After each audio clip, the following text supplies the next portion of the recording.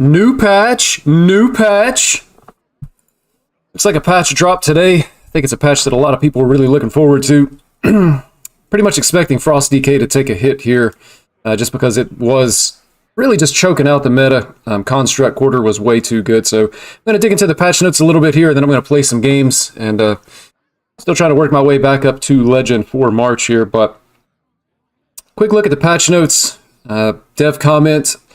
Overall, this is a little bit of a lighter patch for Standard. We just had a big infusion of cards with the mini set, which I don't want to say take issue with. I don't know that I necessarily take issue with it, but it's not something that necessarily strikes me as being maybe like 100% true, because yes, there were a lot of cards that came in with the mini patch, but they're actually just not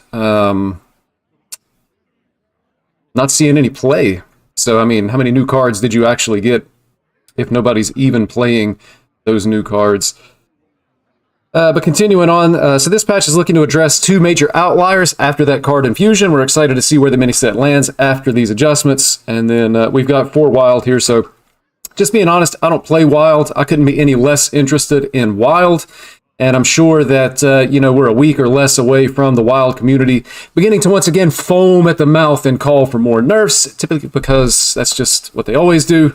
And Standard players, pretty much the same thing. So one thing that we always have to keep in mind is that there's always going to be one most powerful deck, and it's always going to be people calling for that deck to be nerfed. Sometimes it actually doesn't need to be nerfed. It just depends on how big the gap is, in my opinion, between the first deck and, the second and third decks. So,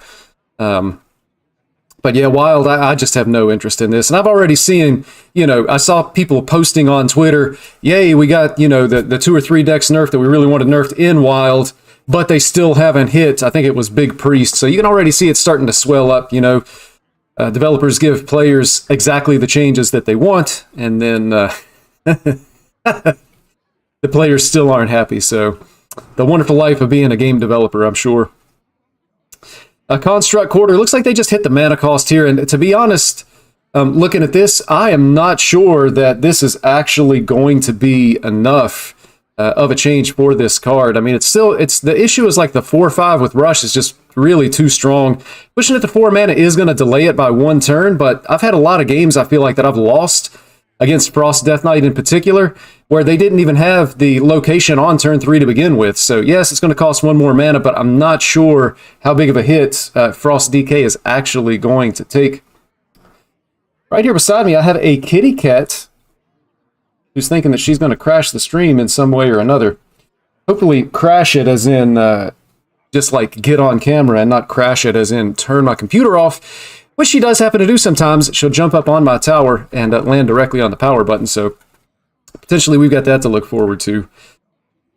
A dev comment here, Frost Death Knight is the best deck in Standard after the mini set, and Construct Quarter is the standout card in that deck and in other Death Knight decks. This change is both an acknowledgement of the strongest deck in the format and the strongest card in that deck. So again, they're hitting Construct Quarter. This was definitely the card that needed to be affected. I personally would have rather seen, the mana cost stay the same and maybe change the stats on the Rusher itself. 4/5 with Rush, coming down too early in the game, it really just chokes out any kind of board-based decks. We saw it in Rogue with Wildpaw Knoll, then we saw it in DK.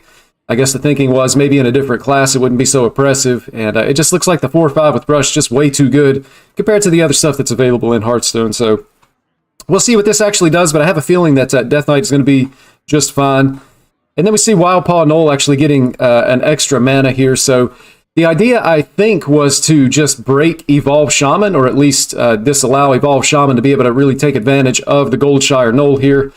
Just one note, I'm already hearing that there's actually a bug, and that Blazing Transmutation can still discover 10 drops off of the Goldshire Knoll. So apparently it's a known issue from Blizzard. They're going to be working on it, but it is something that's going to need to be fixed. So currently, right now, Evolve Shaman, you can still Blazing Transmute, evolve a Goldshire Knoll into another 10 drop, so a little bit of an issue there.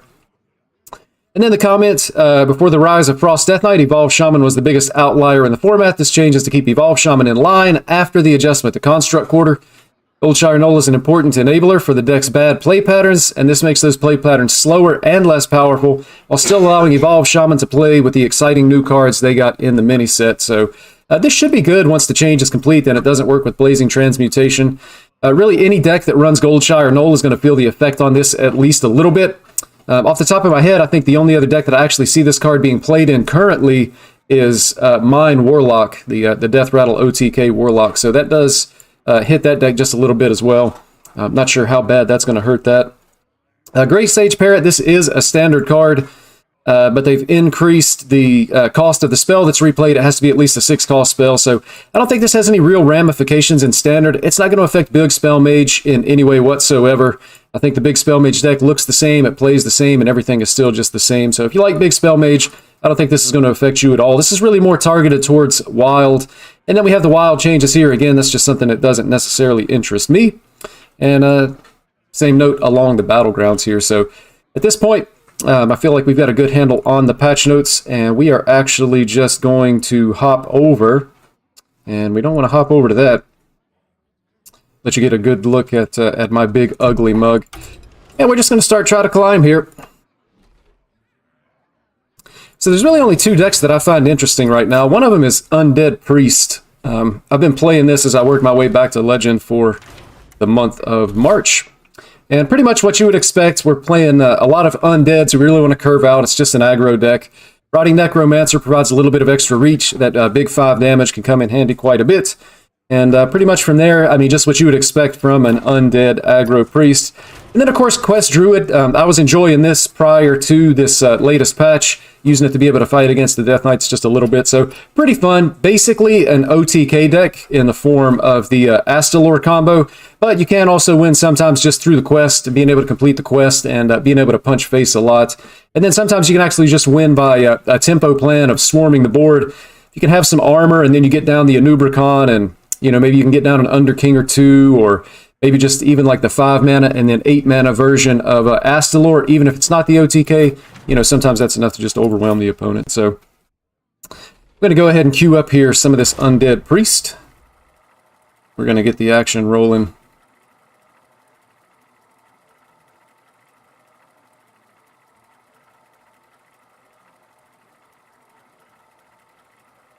Quick drink of coffee here for me, just because it tastes so good. I drink coffee morning, noon, and night. I don't know that you'll find that interesting, but it is true. Fun little fact about old Uncorrupt. Actually, up against Mage here, I have no idea what this deck would be. Interesting in the mulligan, we definitely don't keep the shadow word Undeath, but we do have Egg, and typically you don't want to keep Egg, but we can go Egg on 1 into Coin Location on 2 into Haunting Nightmare on 3, and I think I actually like this. We get the Egg down, we can go ahead and buff it and start attacking with it, and draw a card off of the location. I feel like this is a spot keep. Normally I would mulligan the Egg, but since we have the location and a way to be able to buff it, I'm going to keep it. We're going to see how this plays out. I haven't played too often many games with this deck. I think you can see right up here we're 7-4. And I think that's about the total extent of my experience with the deck. So only 11 games so far. Still trying to figure out what exactly the mulligan is here. Attendant's a nice pickup. I would probably drop this down on 1. Could actually play it now and still coin the location. And just have it in play to be able to start beating up our opponent. Question is, how good is it? Or would we rather save it for a potential finisher? Hey, Cax. Nice to see you, and glad you could stop by. I'm going to hold on to the Attendant this game just because I do have another option, and we're going to use this when we have a chance to be able to get a little bit more damage out of it.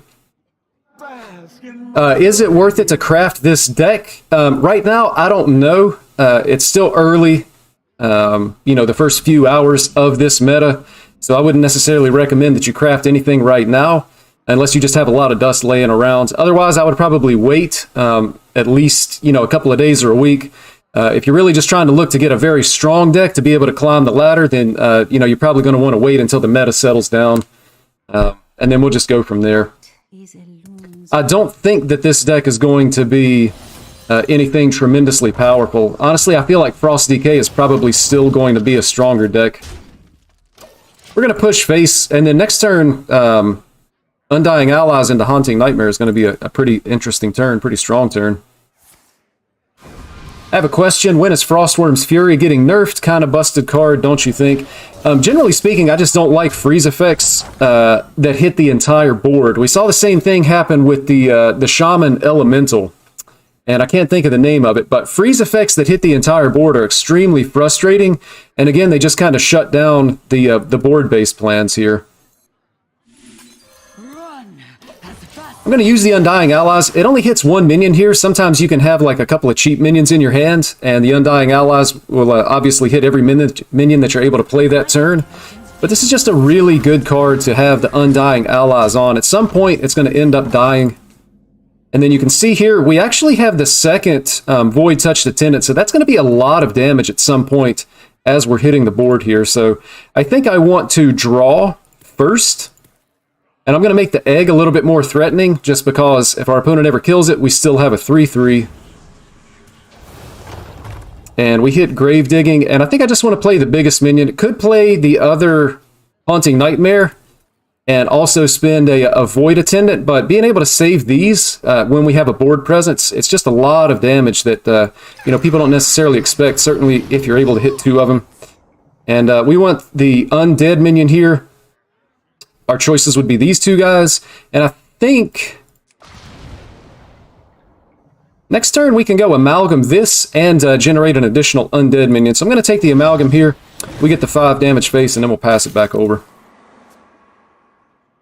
Pure Paladin, Silverhand Paladin is really fun to play. Quick games, which I like. I'm with you on that one, Cax. I really like the quick games as well. Especially when you're like, climbing back to your previous season rank. It doesn't necessarily have to be Legend.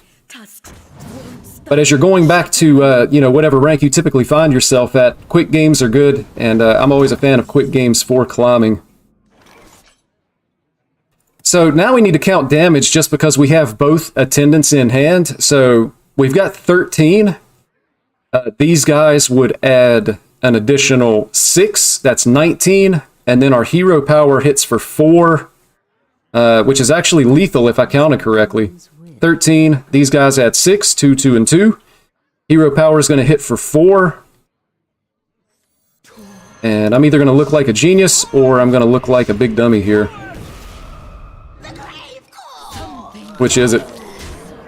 Oh, I look like a genius. So, turn 5 lethal there. We didn't even have to spend our entire mana. So, I will say here that this is not a typical game. You're not going to do that every single time. It's just a great way for me to start my stream, to be honest. But most of the time, you don't have 2 Void Touched Attendants in hand, and you don't have that much power on the board. So, don't get bedazzled by the deck at this point. Just reached Diamond 10, really struggling to hit Legend, but always end up at least at Diamond 5. So, Cax, one thing I would say is if you're hitting Diamond 5, you're basically already getting to Legend. It's just a matter of playing enough games to be able to get there. I feel like if you can get to Diamond 5, you're skilled enough, and you have a good enough collection, I guess you could say, that you're basically, you're a Legend caliber player. It's just a matter of playing enough games. And so I'm going to run into that a little bit. I've actually only got a 10-star bonus this month. And so when I get to Diamond 5, it's a long grind because you have to win 15 more games than you lose. And so, potentially, depending on what your win rate is, you're looking at 75 games, 150 games. But at that point, it's really just numbers. Just making sure that you're playing enough. I'm going to ditch the egg. I mean, we do have this on turn 1. The only hunters that I've been seeing are Quest Hunter. And if it is Quest Hunter, they could potentially play the quest, coin something to kill this. And then I just kind of have a worthless egg sitting in hand. I'm going to keep the Shadowed Spirit, really just because I already have a turn 1 play in hand. If I didn't have a turn 1 play, then I would toss this guy back. How do you get the 11-star bonus? It's never been totally revealed.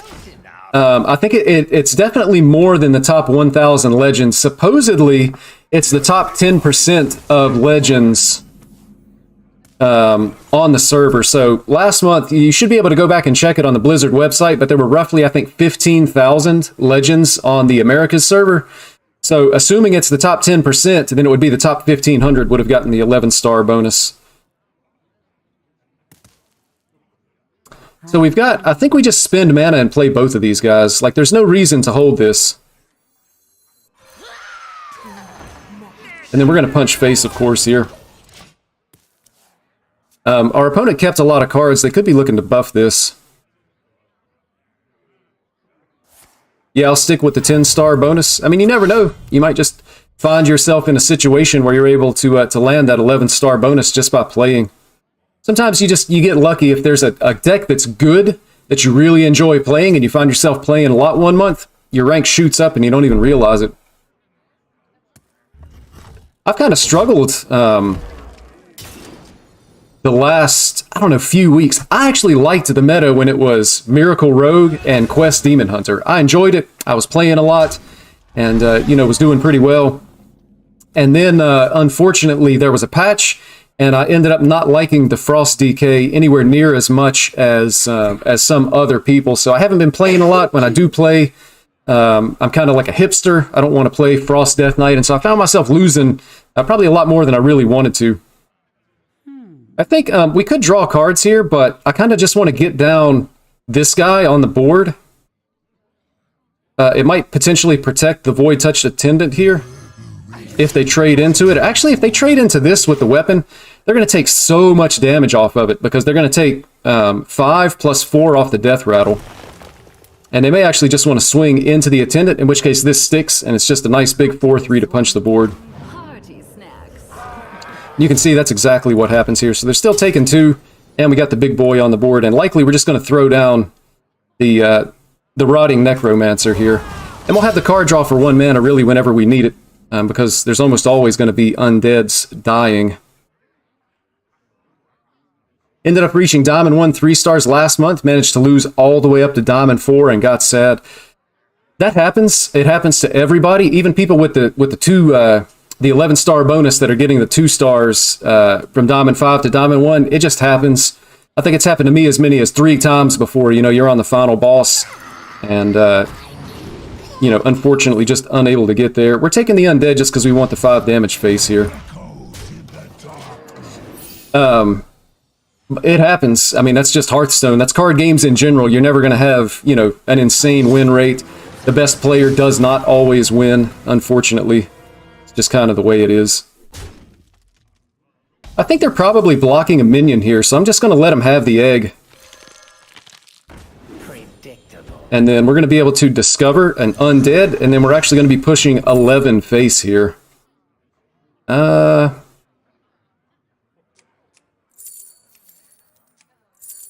going to take the Necrolite just because it's cheap. I still think I want to ping face, though, rather than play this guy, because they're basically at 6. Just going to use the ping. Potentially, we'll be able to play this next turn and hit a Mind Seer plus a ping and be able to finish them off. Really, the only thing that might be able to save them this game, even that's not enough, is going to be if they have Tavish in hand. The armor off of Tavish could potentially be really good. And as you can see here, even that's not going to be enough because we actually just killed him.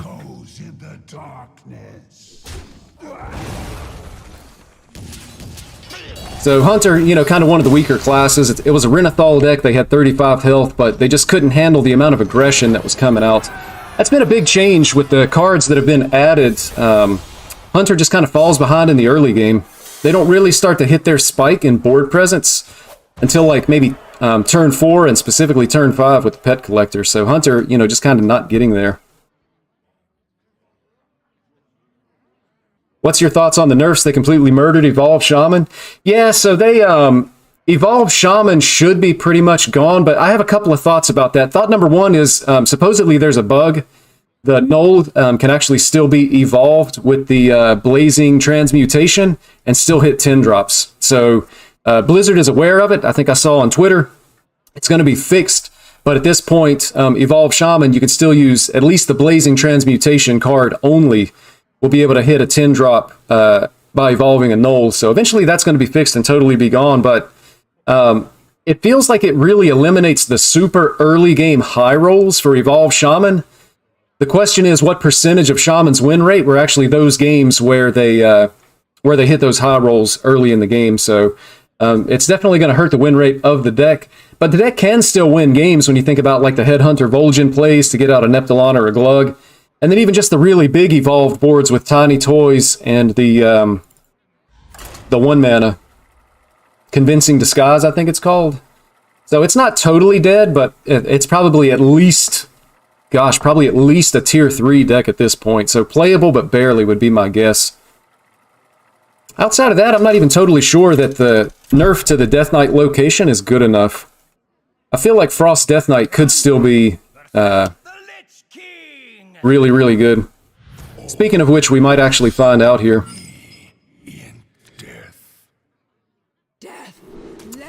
These guys definitely go back. Are we keeping the Banshee? I kind of don't think so. We're on the coin, so we play this on 1, turn 2. They likely hero power anyway and trade for it. And so we're not keeping this Undying Allies either. We're just going to look for different stuff. You could say Shaman got warriored, yeah. It's maybe not quite that bad, but yeah, Shaman is not in a very good spot here. And we see an Arms Dealer come down, so I'm just going to play the Arms Dealer. Or do we save it? I mean, if they likely turn 2, they're just going to hero power unless they have exactly that the Frost Harbinger or Harbinger of Frost. If we play this, it kind of forces them to hero power, which is better for us. And then I think we're actually going to coin Undying Allies into the Haunting Nightmare. So I'm going to do this in the hopes that it forces them to hero power. The only issue is they may have been wanting the hero power anyway if they didn't have something else. This also works. I mean, it gives them a Frost spell. And it looks like they actually get the best of both worlds here, so that's great. Great for them, that is.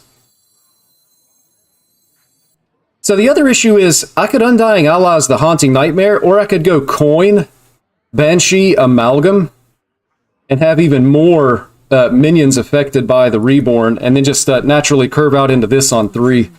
The issue with this deck is that they can freeze our entire board starting on turn 7, so we kind of need to like take the board and be pushing face as much as possible. So I think that just means bodies on the board. So I'm going to make the play like this, and again, I'm not 100% sure that this is even the correct play here. And I'm going to take the Mind Eater. It's an undead minion, and maybe we copy something really good like that Frostworm's Fury. Expect Death Knight location to get nerfed again, probably losing a durability. It's possible, I don't know. It's going to take some time to figure out exactly how good this is going to be. And then, of course, the next set that comes out, usually in April, is going to include the core set rotation as well. So I feel like if our opponent is trading for the minions on the board, this is really good for us. And it may actually be a misplay on their part. I feel like he probably would rather be pushing the damage face rather than trading. So we can actually like draw cards and just play the Mind Eater. Or we go ahead and get this guy down, and Undead is going to die anyway. We're definitely making this trade. I think I want to draw cards here. We're definitely not going to play the location, maybe at all this game. More cards in hand just feels good. Although this doesn't die to... Yeah, let's get some cards. And we actually hit a Mindseer here as well. So we're just going to go ahead and clear their board. It's going to keep us from taking damage. And again, they might want to just hero power to remove this, but if they do, it's going to buff our Arms Dealer even more. So a decent spot to be in. Of course, they always hit second copy of Frost Strike in their top 8. That's a totally normal thing to happen. It's still too good? I kind of think so too. Man, the other thing that's too good is just how lucky my opponent is here. Killing me. So, I mean, we go this and hero power and it spends mana, but I feel like this is like the better play here. What are they doing on turn 5? They still have a kept card. It's got to be the location, right? So they could go like location egg, which is really bad news for us. I think I value the potential 4-3 more so than the 2 damage face in this situation. So we end up floating a mana here. But again, we're going to run into the situation where we're just never going to be able to damage our opponents because they're keeping control of us. And again, this is without location. And close enough. And then, you know, once you get to turn 7, they have 2 full board freezes that also deal 10 damage. In addition to the Marrow Manipulator that's going to shoot 10 damage, most of which likely going into our face here.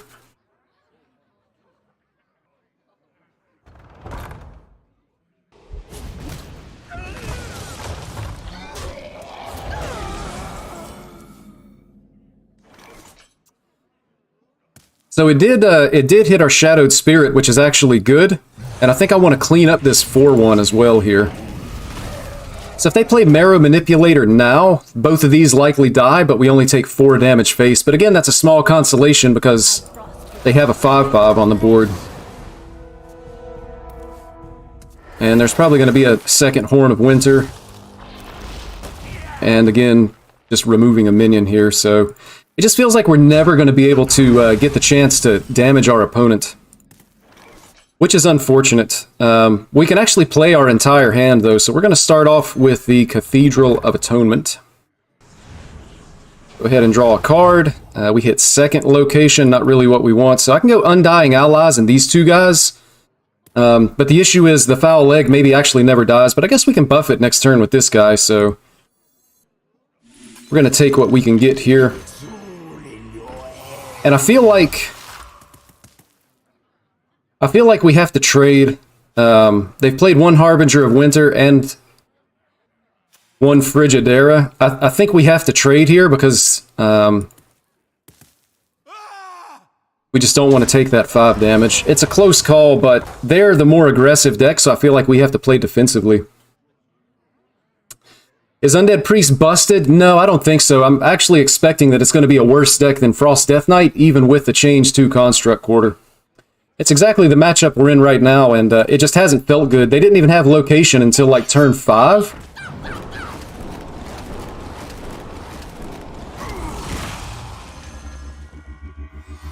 That was interesting. And of course, we hit a body bagger and not, you know, something relevant.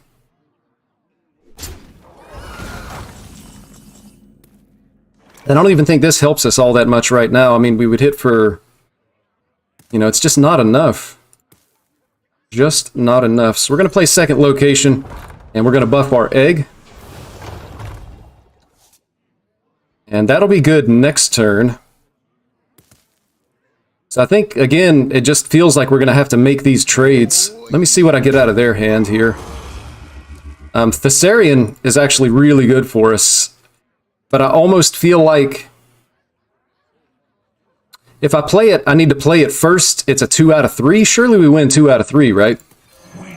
One of these guys, not face. And then we'll take the trade there. So we know they have Thessarian and a body bagger. That reduces the chances that they have the... Yeah. And see, now we're at 13, and we're guaranteed to take 5 damage here.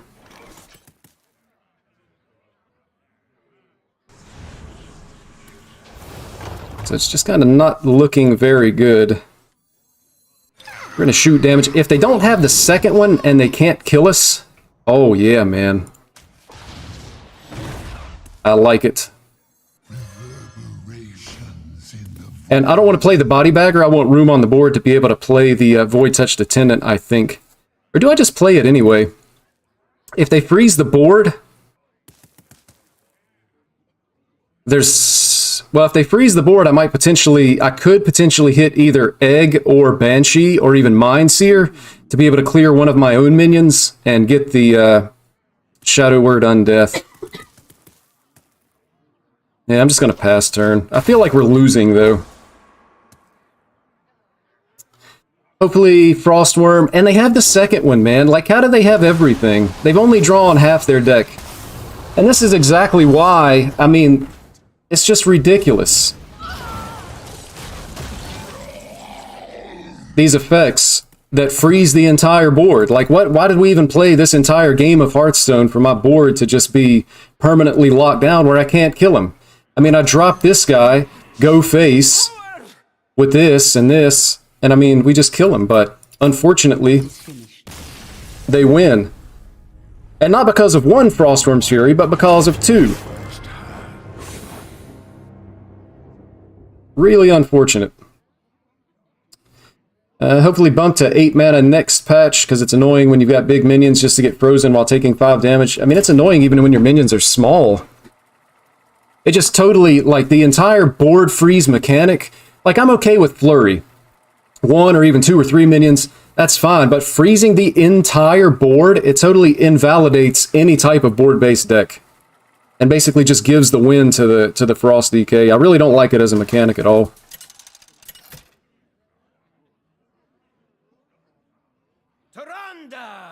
And you can see, like, the nerf to the location hasn't discouraged anybody from playing Death Knight, because here we have another one. Lend me your power. I'm going to keep the Attendant and play it. Don't want the Amalgam, but the Haunting Nightmare is good. So if we have a 1-drop, either the Attendant or the Banshee or the Arms Dealer, then it's okay, I feel like, to keep, you know, something like one of the 3-drops, either Haunting Nightmare or Shadowed Spirit. We're actually playing a Renathal Donkey here. Absolute griefers.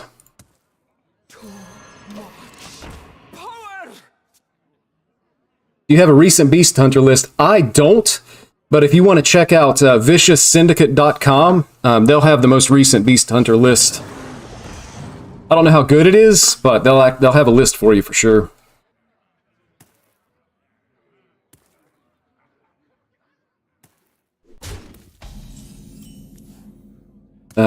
Are we saving the coin?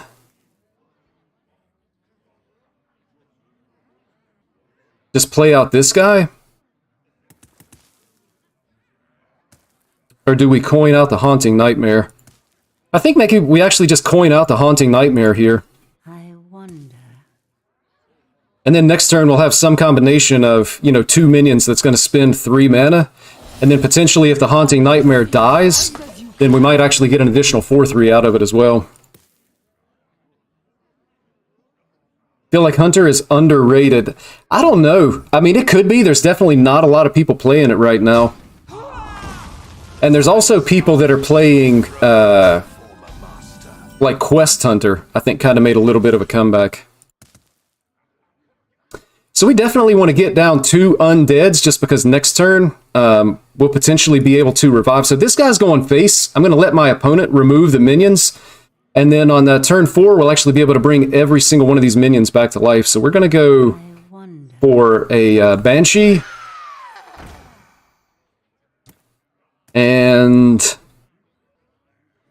this is actually just harder to remove. I mean, they can hit here, here, and then this. It might actually force a hero power, which is going to be a lot better than them playing like a school teacher.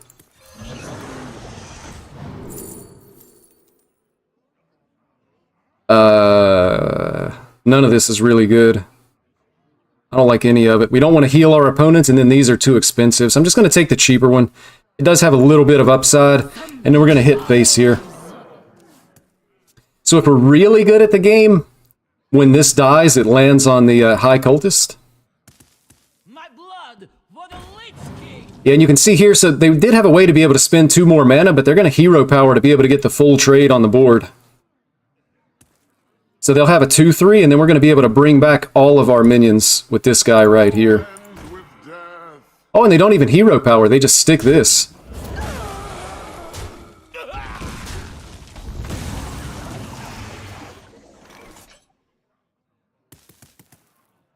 So if I take a trade with this, and of course it hits the one card that I never actually want to play, so I'm probably going to end up playing this on turn 5 anyway.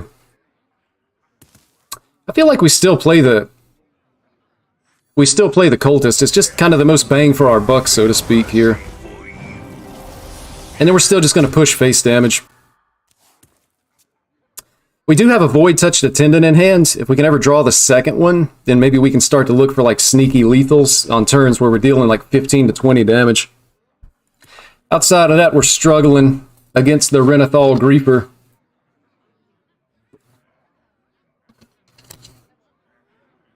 Blood Boil ends up being pretty good for him here.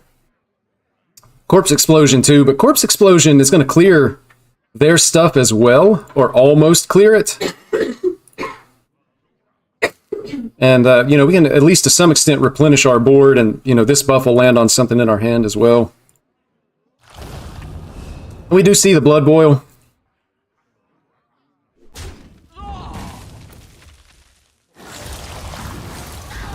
And they're actually back to full, which is bad. And it's actually somewhat bad that the buff landed on this guy. I don't necessarily like that, because I'd rather be able to get it on the board, but I think if we play this, they just take the trade off of that guy. But then we have the 4-3 on the board as well. I feel like I just need to save that Void Touched Attendant, so a little bit of unfortunate circumstances here as far as the cards that the Haunting Nightmare has landed on.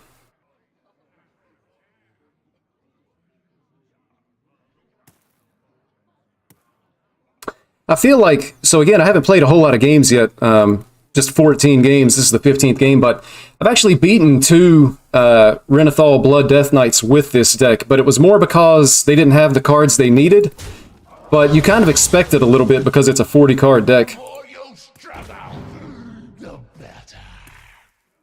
So this dies and they heal, this guy goes to 1. So we don't have much of a board left here. We also have Egg in hand, but we don't have any way to activate it. So potentially, you know, I'm going to spend mana where I can, but if this is on the board going into turn 8 or even turn 7 with Patchwork, it could potentially work in our favor to allow us something. They still have a kept card here. I don't know what that kept card would be unless it's a location, but if it was a location, I feel like we would have seen it already at this point. I'm going to start by drawing a couple of cards. Necromancer and Arms Dealer. I think we just want to get down the big body 5/4 here. Other options would be like Arms Dealer, Egg.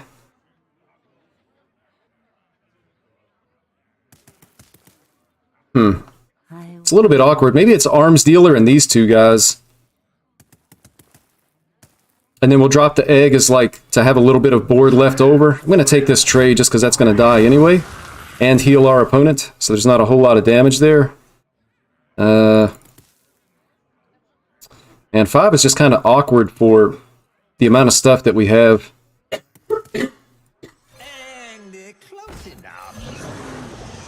See what we can hit here. Again, none of this is all that great. I mean, Thalnos draws a card. It's cheap, it's undead, and then it also affects like Mindseer and the Shadow Word Undeath. Then I'm just going to go ahead and get this guy down, I guess. Not looking too good this game, though. The only thing in our favor is our opponent doesn't have a whole lot of cards in hand. Oh, man. Apparently I talk too much.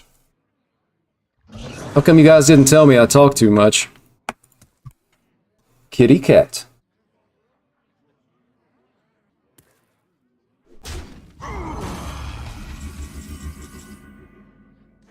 And we hit a card that we don't want in our hand anyway because it heals our opponent. Man, it's been tough. This has been a tough game. So, I mean, I bump here, Thalnos, and this, and it'll clear their entire board. I wonder. I feel like that's the best we're going to be able to do because the longer this stuff stays on the board, the more they're going to be able to clear with it. The issue is going to be that it feels pretty likely that our opponent's going to have the Soul Stealer and we lose everything. But we do at least have stuff in our hand to be able to repopulate the board. This is going to draw us a card. But again, they're still at 25 and they haven't used any of the, what is it, the Vampiric Blood or whatever it's called? The one that gains them 10 health. A thirst beyond death. Apparently they discovered that off of an amalgam, and it works really good. Yeah. So this feels like an above average draw for the Death Knight here. Because they've only used like one removal spell as Blood Boil, and they've just been destroying our board every single turn. I wish I had an Undying Allies in hand to be able to combo with these guys. I almost feel like I need to save those. Let's see what we can hit with this guy. Unfortunately, both Mind Seers on the bottom. I guess we just take the egg. Just because that gets us the 5 damage into our opponent's face here. And then we're just going to have to go ahead and spend mana and get this stuff down. So, I mean, they get an easy trade here. This is, again, maybe a little bit of protection against something like a Patchwork or a Soul Stealer. And then we have our trump card, Void Touched Attendant, but we're just never... It's like we're never going to have enough stuff to really be able to get the damage we need. Yeah, and then you can see here, at this point the game is just over, so it's a waste of time to even stay in the game. It is finished. Unfortunate, but them's the breaks.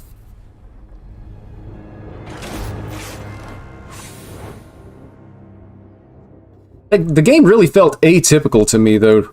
We just got absolutely dominated by the Blood Death Knight, and I don't think that happens on a regular basis, because if it did, people would be playing a lot more Blood Death Knight. It was just kind of the way that it worked out.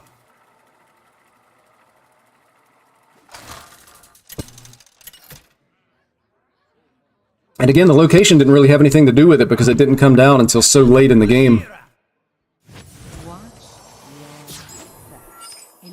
Give me strength. We're going to keep our ones, and potentially we're actually just going to play the coin on turn 1.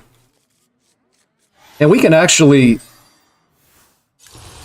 How deep are we going here? Are we going like Undying, Arms Dealer, Banshee? I kind of think we are, and then we've got an Amalgam on turn 2. Oof, almost did it in the wrong order. That would have been bad. This is a pretty good start. I mean, we're going to be able to find additional resources with this guy the following turn. Not sure what kind of rogue we're facing. I've seen Miracle. I played against one Miracle rogue. It's just as good as I remembered it being, which is unfortunate because I'm kind of tired of playing against Miracle rogues since that deck has been around for like a year and a half now, it feels like.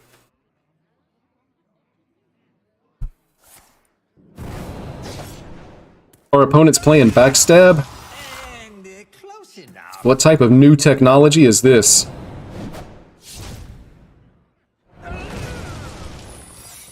Oh, wow. That's crazy. So I'm assuming that's going to be... Well, I guess it could be Perjury. It could be Draw 2 if we spend all of our mana, but we can't afford to really try to deny our opponent cards. So they do draw 2 cards here.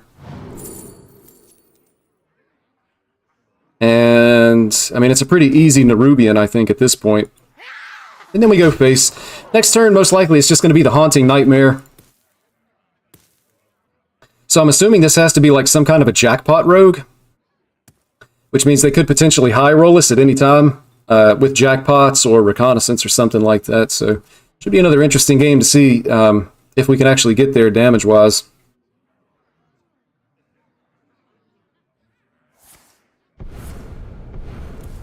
Oh, wow. What other deck is playing this? This is not Jackpot, I don't think. This might be the Death Rattle Rogue.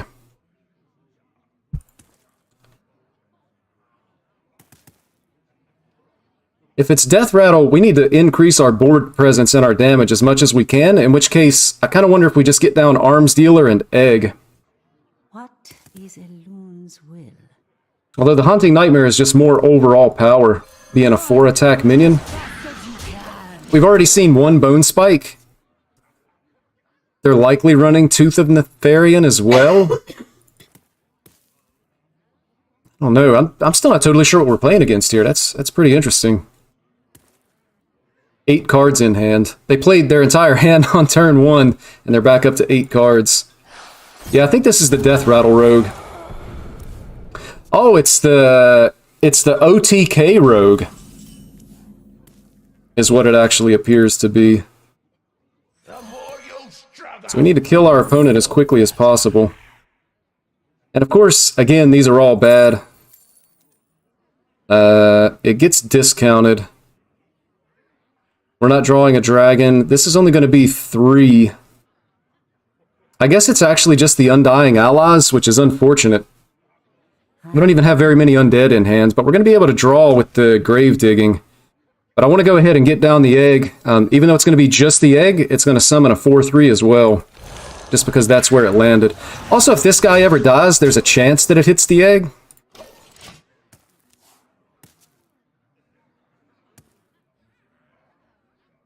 Our opponent looking to kill us on like turn 6. And they may actually have it. We just don't have enough. Feels like we don't have enough pressure here.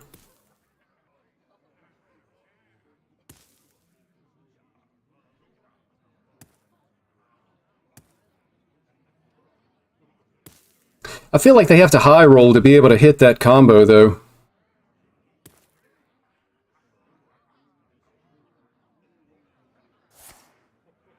Second extortion. Yeah, and they removed our biggest minion off the board this turn as well. Second serrated bone spike. Well, it feels like they definitely have it now. They've drawn so many of their minions. It's just kind of not good for what our prospects are here.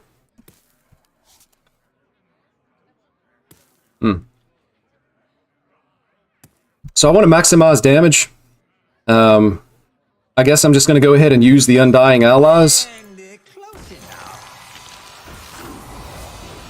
And then this is actually more damage than the hero power, even though we float a mana. So we're going to find out if they have the combo. I think I'm actually expecting to just be dead here.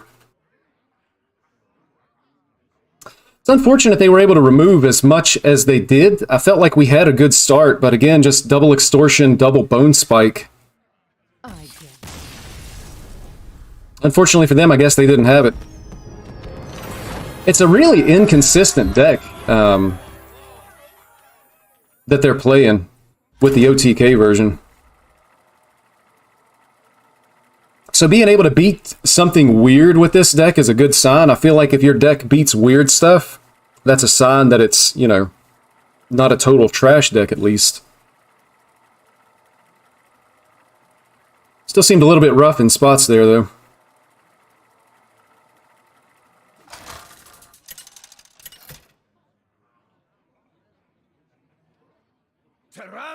Oh, it's another rogue. There's no way that this is a second OTK rogue. Absolutely no way.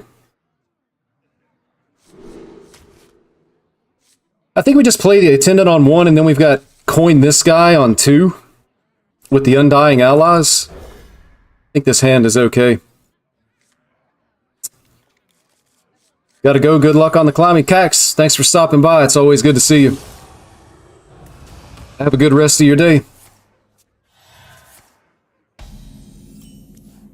Oh boy. We just got parlayed. Willie. Come on, Willie. Man, that's tough. I guess I just keep to the plan, but I really hate seeing this, man, because it feels like my stuff is going to die and they're going to be generating...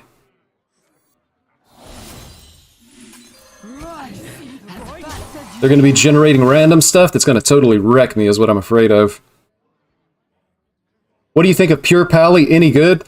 Pure Paladin is probably good. I still feel like it's just going to lose really hard to Frost Death Knight. Even if with the nerf to Construct Quarter, Frost Death Knight is probably still just significantly better than Pure Paladin. So if you're seeing not a lot of Frost Death Knight, then it's probably okay, and it's a pretty strong deck. But if you're seeing a lot of Frost Death Knight, then you're potentially, going to be having a hard time.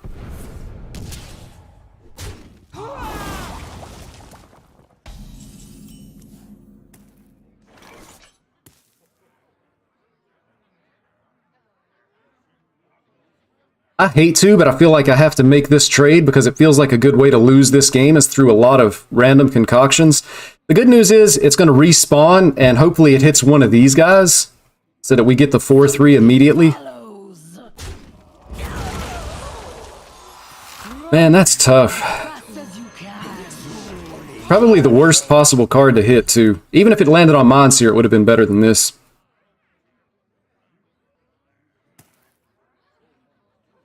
Overall, I think it's going to take, a few days or a week, maybe even 2 weeks to be able to figure it out, but I feel like Frost Death Knight is still going to be really strong, and it's still going to be oppressing a lot of the other board-based decks. This deck included. I mean, if I was facing a lot of Frost Death Knights, I'd be losing a lot more.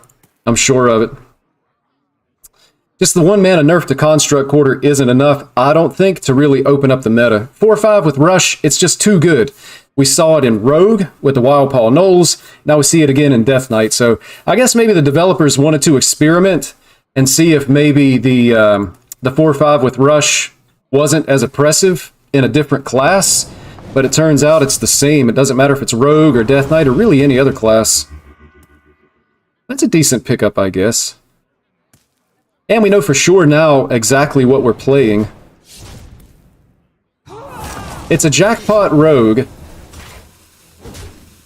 that's just absolutely destroying our board presence. Man, and both Haunting Nightmares landed on the Shadow Word Undeath. It's so bad. Alright, we start with the Discover. I really don't want to throw away my hand just for a 7/7, do I? Especially not with this thing being buffed. I think I take the Undead that's playable right now, and we also get a coin in our hand, so if they remove this, I think we actually just play this guy to get a couple of 4-3s next turn, potentially. If not, we get to hit him in the face for 5. This feels, again, like a game that we're just going to struggle with because our opponent has been able to answer everything.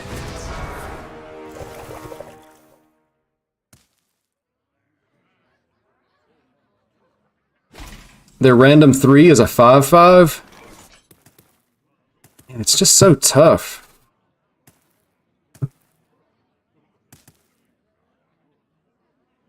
I think we just go ahead and take our 4-3s here, though.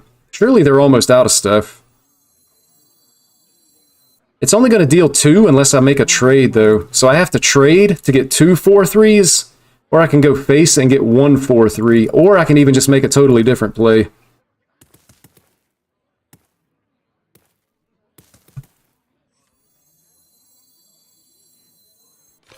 I'm going to go for the different play here.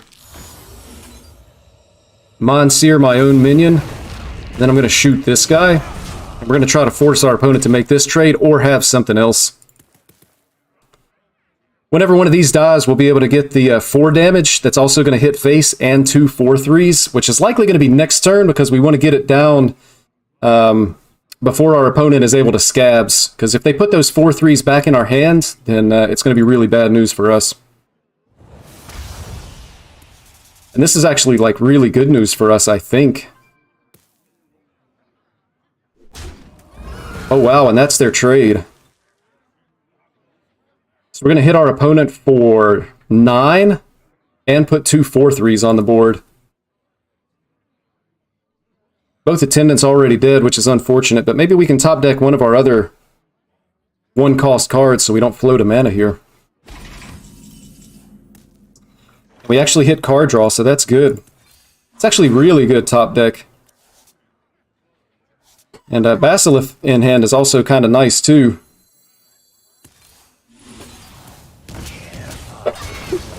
My hand is too full. So our opponent's at 7. Scabs isn't until next turn. They only have 3 real cards in their hand. These spells could be bad news. But I mean, if there's an undead on the bottom, then we just kill him next turn with this guy and a hero power.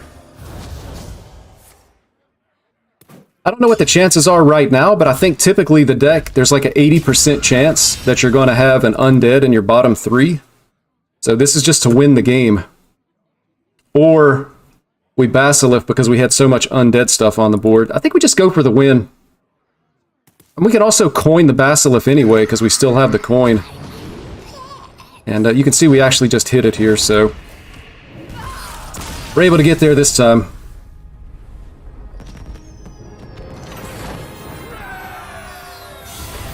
So overall, I mean, the deck's not doing too bad. Small sample size still.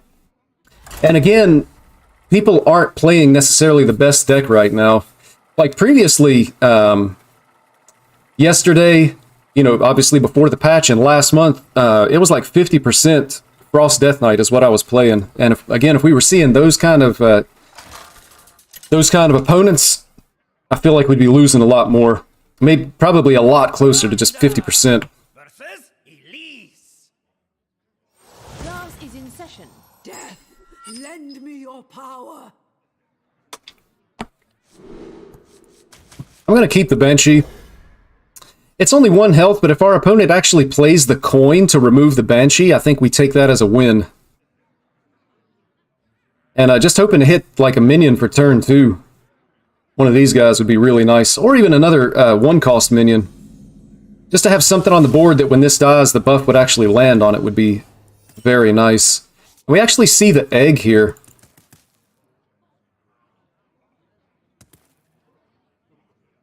So I kind of feel like we actually just play the egg first and not take any chances, because they might want a coin to remove this. They definitely don't want to remove the egg, and then next turn if we play the Banshee, it has a guaranteed target to be able to land on.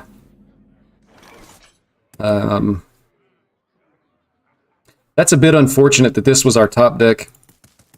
Not unfortunate, but it just makes the turn a little bit harder. We float a mana by playing this, but I feel like it has more upside. Because this activates our egg.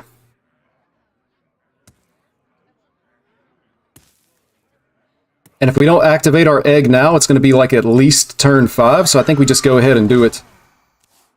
If our opponent doesn't hero power,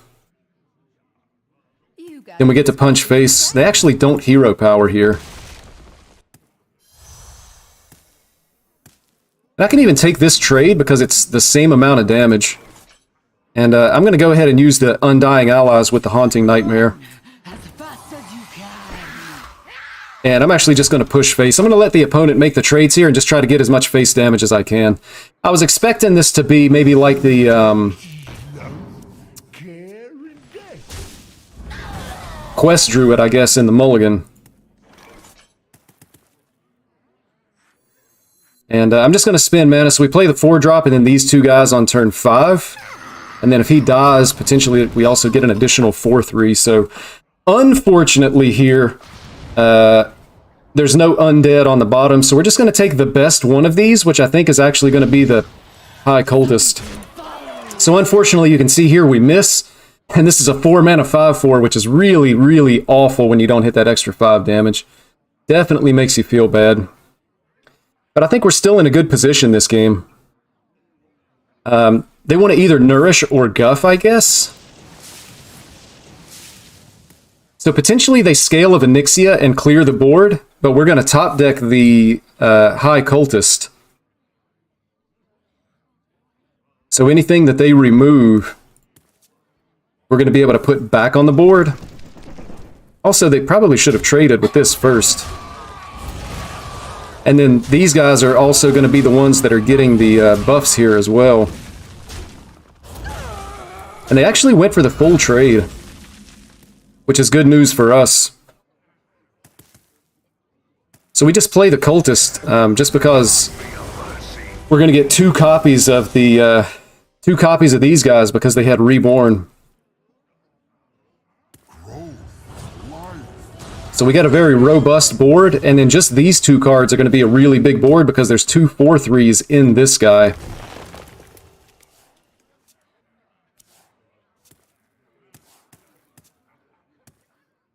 So we're going 19 face, for sure. Never want to make that kind of trade. And so we're just going to add onto our board. We're going to ping, and we're going face. And again, you know, if they're able to even clear this board, we have another board right behind it. Or we could just kill them. I mean, that's 6 damage just right here for the next turn. Yeah, Druid, these late game Druids are just like a punching bag. So I do think that the, what do you call it? Astalor Druid or OTK? This list right here, I think this is like the only playable Druid deck. Which is probably something that you've seen and are familiar with, because people started playing this to try to beat the Death Knights. So it's kind of like an Astalor OTK deck, with the OTK being, you know, you can do it as early as 11 mana, but you already play this, so you have the 5 mana in hand, and then you go Bran, a noob, the 5 mana version, and then you can play both of the 8 mana versions, and it's 56 damage. So, and of course there's other things you can do with the deck as well. You can just go Tempo King with like a Nubricon and a couple of minions potentially. And then also sometimes you can actually just win with the quest. But this has early game, and then it has the OTK. So the OTK beats control. Like basically you don't lose to Blood Death Knight. You definitely don't lose to any kind of control priest or quest priest. Things like that. And then you have the early game to be able to fight off like the Frost DKs and even the Priest deck that I've been playing, just because you got, you know, like the Park Panther and the Rake and the, you know, Pounces just for hero attack, and you're gaining armor, so on and so forth. So I'm pretty sure this is the only playable version of Druid right now. Any other kind of Druid that tries to go for like that late game stuff is just a punching bag. Just takes absolutely way too much damage.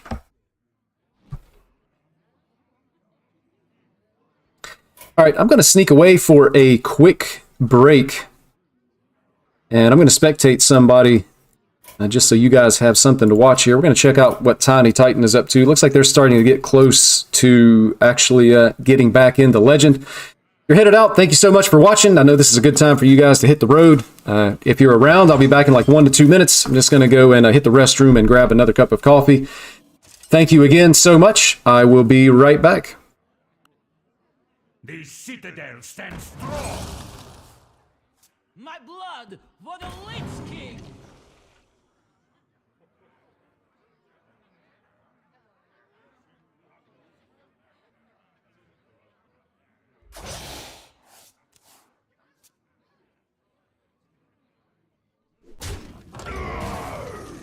Breathe it in.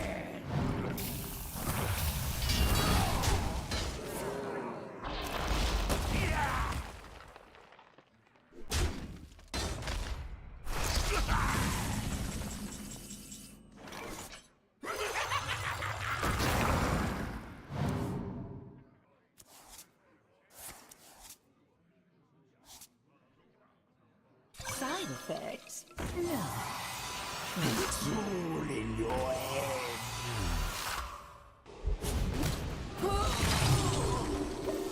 Side effects?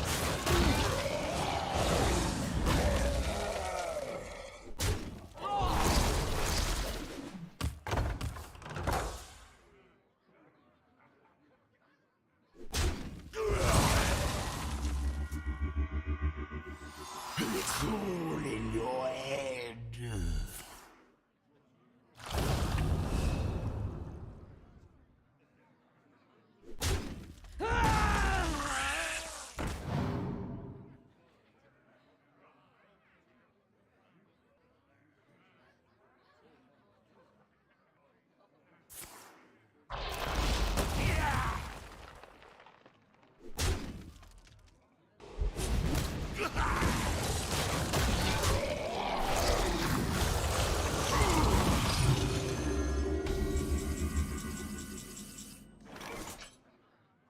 Don't keep your thoughts to yourself. The more you struggle. We back. Oh my gosh. Man, I didn't realize this guy was playing Priest. Oh man. I should be ashamed of myself for leaving you guys with that. That is unfortunate. But we're going back in. Just going to keep on jamming the Undead Priest here. It's actually doing pretty well. It does not appear to be a meme deck, at least for the moment. We'll see how it goes.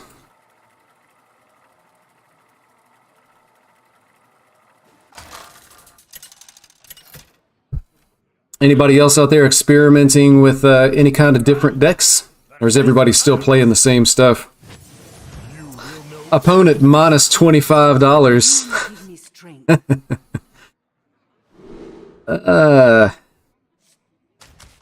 On the coin, I feel like we're keeping the high cultist here. So we can even go like turn 1, turn 2. This never survives though, right? So we're not keeping the second one. I almost wonder if we even want to keep the Shadowed Spirit, but I kind of think we do. But I mean, if they have Arms Dealer on one, they can just hero power to remove it. I'm going to go with this. I'm not totally sure that this is a correct mulligan here. And now I feel like we actually use the coin on turn 1 to get down both of these guys. And hopefully top deck Undying Allies would be nice as well. Oh, and we found a turn 2 play, so I think we definitely go ahead and use the coin, and then we're set to just be able to curve out. So we get down the Arms Dealer first so that the buff goes on the Banshee, and then I don't think... The only way that they can remove both of these is if they have a Horn of Winter. Which if they remove both, it's really good for them because we would be playing this just on an empty board. But we'll take that all day long. It's also interesting here that our opponent... I kind of wonder if it's like a 30-card blood deck. So I think I actually want to get down the minion that has the most attack. So I'm going to play the Mind Eater. And then we can also get like a little bit of a hand read if this dies based on the card that we copy. Potentially we might find out if we're up against a Blood Death Knight. I don't think that that actually changes our lines of play. And we see here that it actually is Frost. So I think instead of playing this guy, I'm just going to go ahead and we're going to Mind Seer right there. We're going to go wide like this. This is all bad. I don't really want any of these cards. So I'm just going to take the cheap one. And then we'll kill this guy. So the good news is, anything that our opponent removes now, we can actually just get back with the high cultist. So you can see here, our opponent was off to a slow start. And they're actually like really slow. Like even this isn't, you know, super great for our opponent here. So we were off to a lightning fast start, and then our opponent was off to a really slow start, and we're just killing them. The other question that we have here is, I don't think it's worth the ping here. I mean, we're pushing 7 and they're going to 10. I think we just play the cultist, and it gives us the biggest possible board. I mean, we're basically just, again, killing our opponent here. It's still 2 more turns before they can begin freezing the board. So then next turn we've got this ping. So I feel like this is just a win, but again, it's this kind of like an uncharacteristically slow start for the Frost Death Knight, and we were really fast, so... Pick me! Yeah, and that's good for him, but I mean, look, they're still basically just dead. Actually, they are just dead. So, just kind of ignore the fact that we top-decked the Void Touch Attendant. We were winning the game anyway, but that's the kind of game where our opponent might be like, oh, top deck, I hate Hearthstone and all that kind of thing, but it didn't matter. We were winning the game no matter what. It just... that top deck allowed us to win this turn rather than next turn.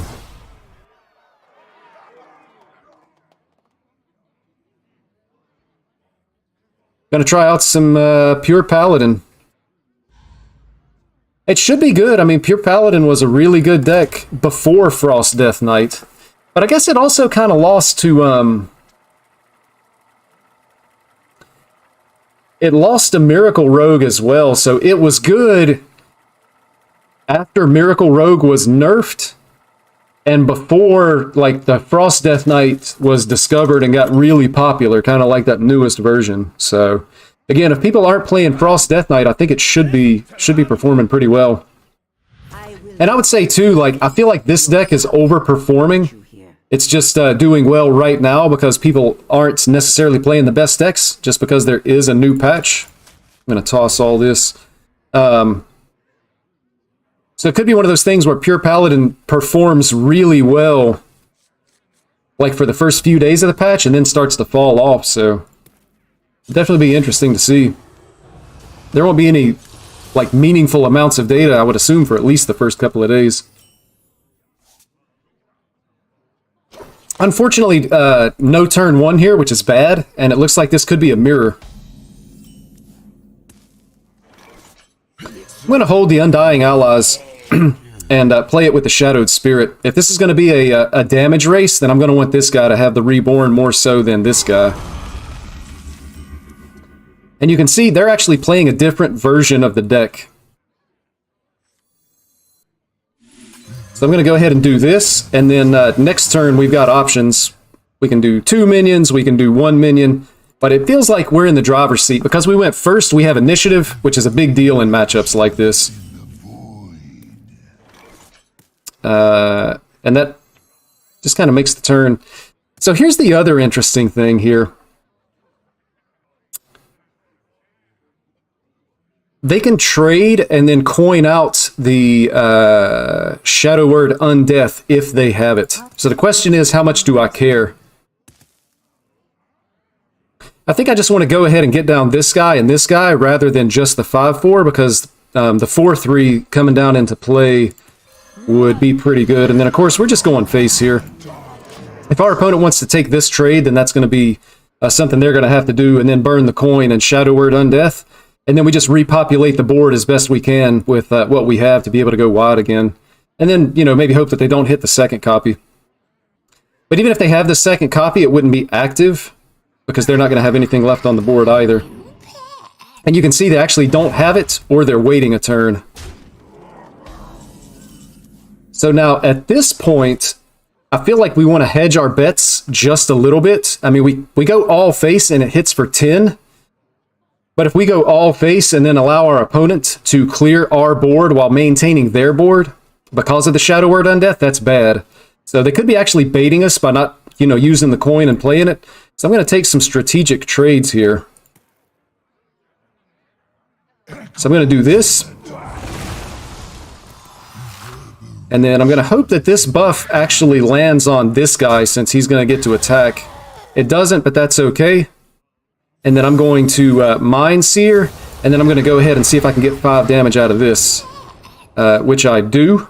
And this is our only option. Unfortunately, Attendant's not a undead, but the Foul Leg is. And we actually have an Arms Dealer in hand. So you can see here, we're just so far ahead on the damage race, partially because we went first. And if they clear this board, you know, we're going to fill the board back up. Plus, they're taking 3 damage here. They did have it. So again, just kind of imagine if we didn't have, if we didn't take those trades and they're able to clear our board and they still have those minions on the board, then that would be really bad for us. We're just going to play our entire hand here. So of course, Arms Dealer first, and then these guys.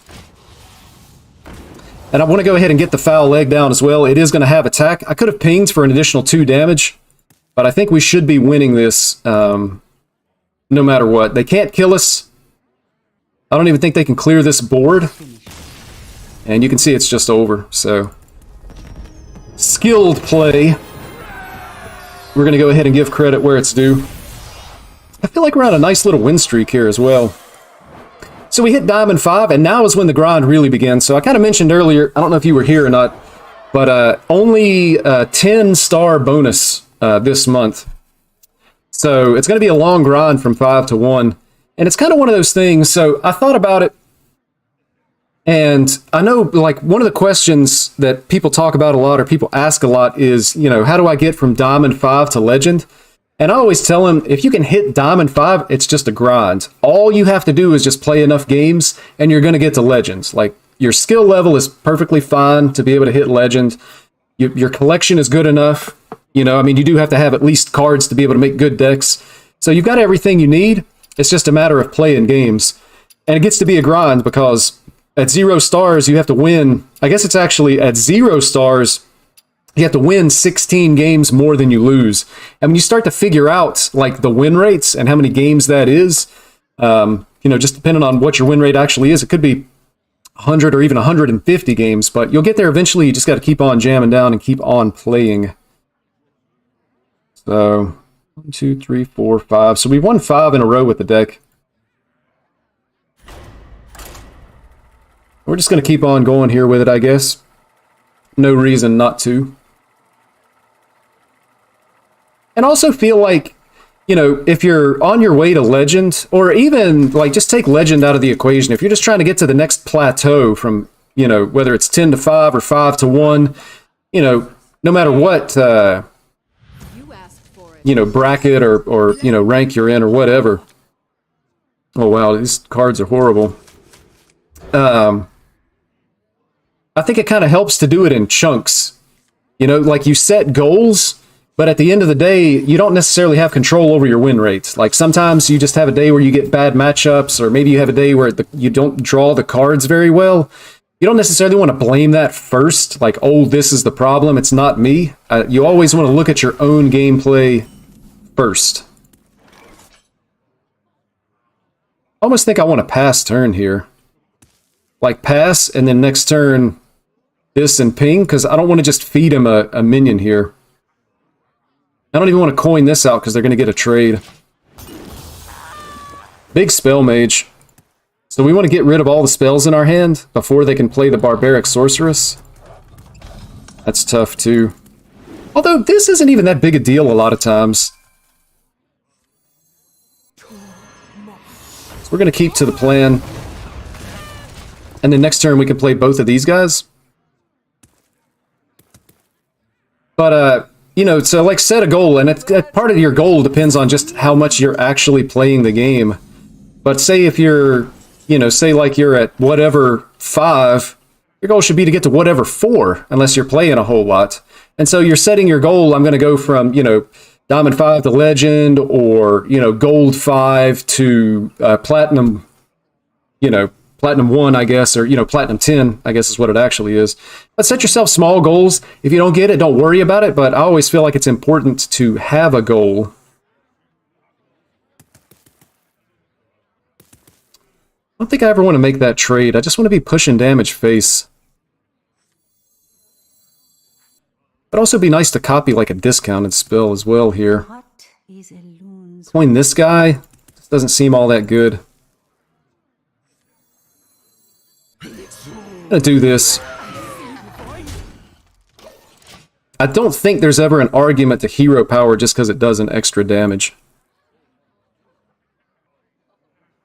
First game with Pure Paladin, beat a Blood DK on turn 10. Nice.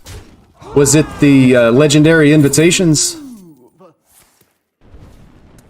that got you there in the end? So I definitely want to get rid of my spells here. So unfortunately, the cards that I draw are going to be increased in cost. The problem is if I play all my spells, they can make this trade and then give us a coin, and they get a 0 cost spell. So with 2 coins in hand, they can go 1 coin and Barbaric Sorceress. The only thing is there's no guarantee that they have a spell. Like, they haven't played the Deepwater Evoker. I think we're just going to have to take our chances. We're not going to beat certain things anyway. And because they have these already on the board and we can't remove both of them and play all the coins right now, we're just going to have to take our chances. So then maybe it's actually better to get down a minion.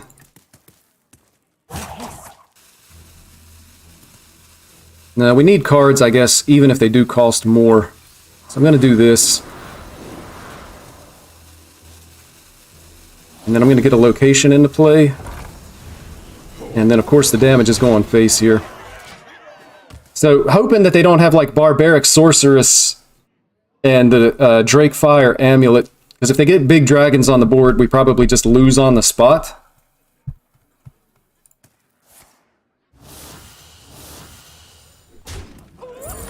They double coin. I bring the muscle and the magic. And they Barbaric. So the good news is they've got a 2 mana box, but they didn't get to play it this turn, which is good. And they had to give us 2 coins, but now they got the big taunt in the way, so a little bit unfortunate there.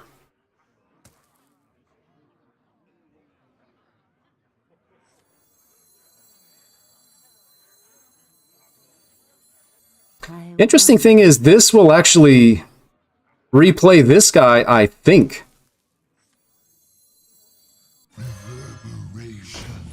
So that's actually, like, good news.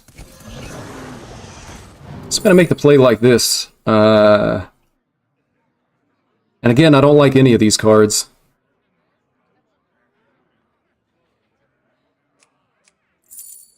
Surely it's not invincible, right? I mean, that just never gets there. I mean, does any of this get there?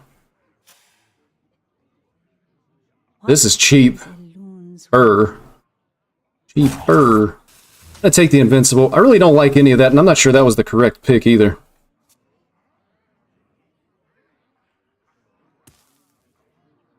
Do you take me for an Oof. And they have Belinda as well.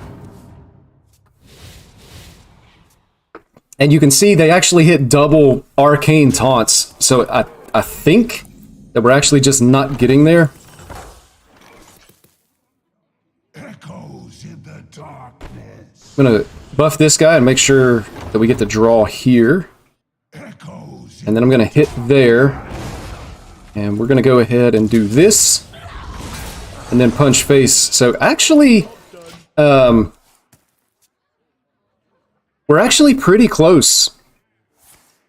Assuming this does replay the spell. Oh, we're actually just dead. Unless this somehow clears our opponent's board so that they don't have that much damage.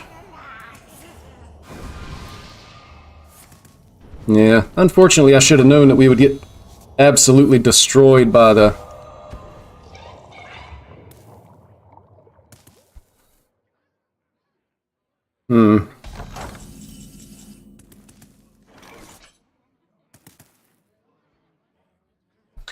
So...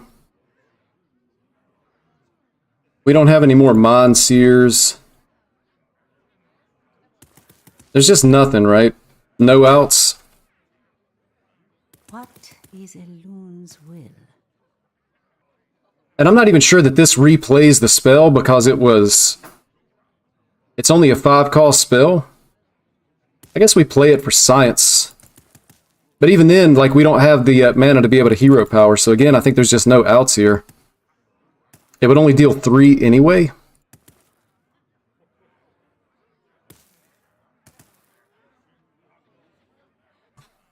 Yeah, there's just nothing. I guess I do this just to find out whether or not it does actually replay the spell. And it doesn't. So now we know that even though we paid 6 mana for this spell, it's not actually going to be replayed with the parrot. So unfortunate there. If they didn't have the arcane defenders, I think we were still able to win that game.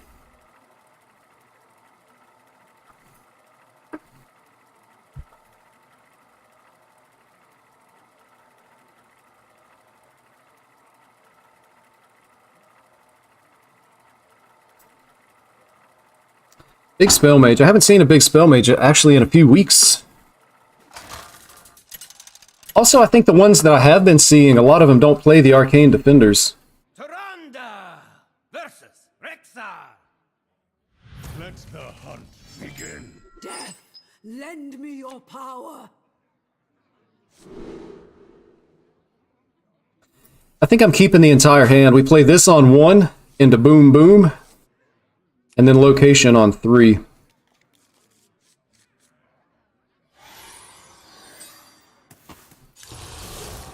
Could even just play these guys on 1 with the coin.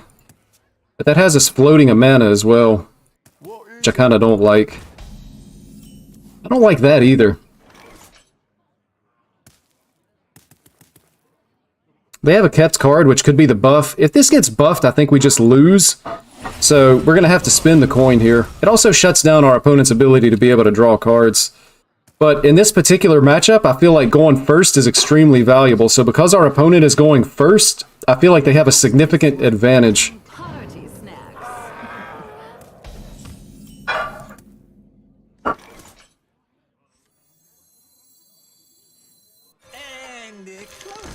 We'll just kind of stick to the plan here. So we will have a minion next turn that we can buff with the Cathedral. But, I mean, they've got a good value trade here. Plus, they're going to be able to develop the board. Like, And this is Shock Spitter. Oh my gosh, they only had one... They only had one beast left in their deck. I mean, we mega lose to Hydralodon. I think I actually need to remove this more so than play the Cathedral. Plus, this is an additional undead if it dies that can be resummoned with the Cultist. So we're going to make the play like this.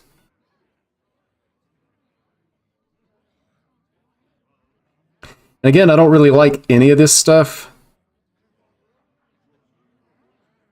This only ever does the death rattle damage if our opponent kills it.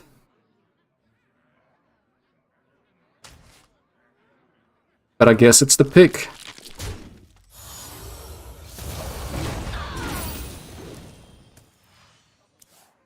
So I'm expecting they're going to have the ram that reduces the cost of a beast. Oh, okay, they don't have it. So they've got two Shock Spitters in hand then, I guess, is what they have.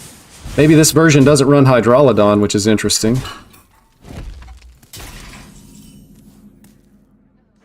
Oh yeah, that's a lot better. The thing is, like, can we even afford to play the Void Touched Attendant? It's definitely a damage race. This pops next turn, so maybe they swing into it.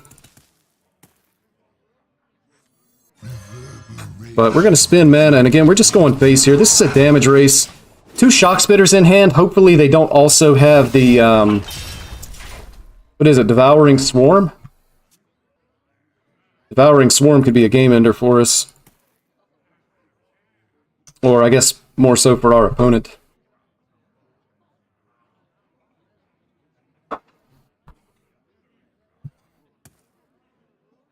Almost kind of feel like they have to make trades here, though. If they make trades, then we punish with the high cultist play. They're going face.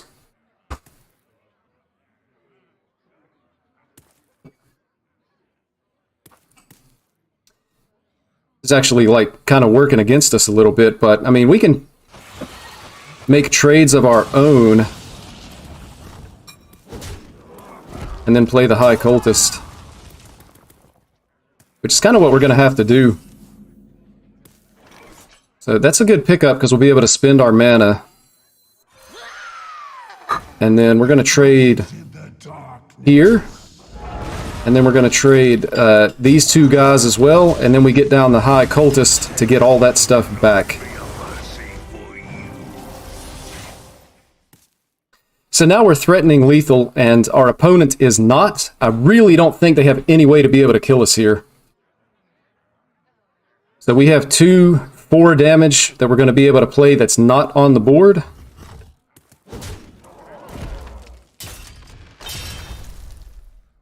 So I feel like we're actually ahead. I think we're winning this game on the very next turn. I guess Tavish, if they have Tavish, we never beat. Why do I talk so much, man? They hit the explosive trap. I'm not sure we ever beat the explosive trap.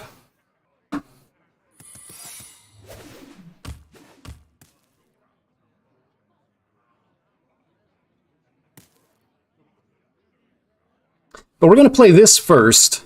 Yeah, so they definitely have an explosive trap.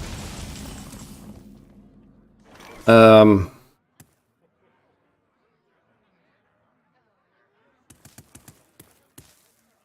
I'm going to do this first.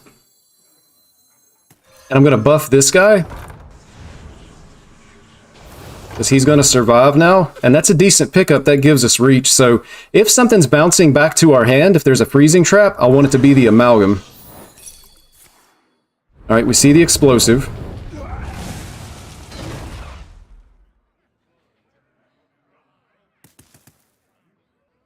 And then we're going to push 5 with this guy. And then I'm thinking that, I mean, we could ping, but it could be like zombies. We play this, they'll have 2 2/2s. How does it work? They go to 11, and then next turn... We have this, do we ever lose?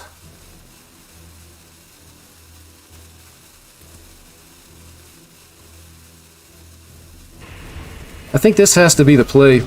I'm afraid if I play this and it's actually the zombies, that the 4 damage on board can give them lethal, especially like if they have Huffer plus something else.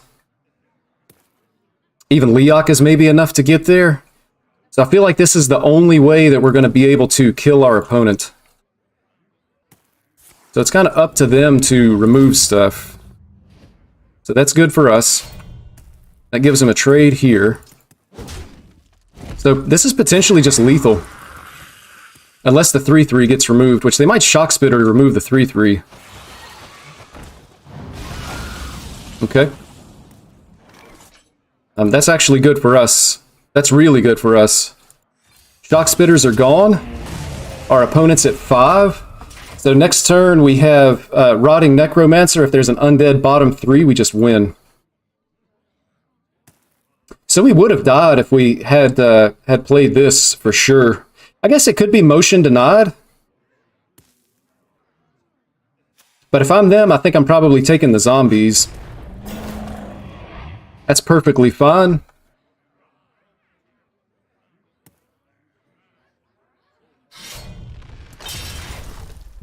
Yeah, so it's going to come down to the bottom of our deck.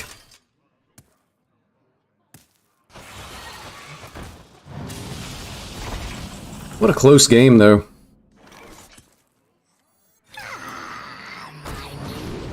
And you can see we do have an undead on the bottom, so we're able to get there.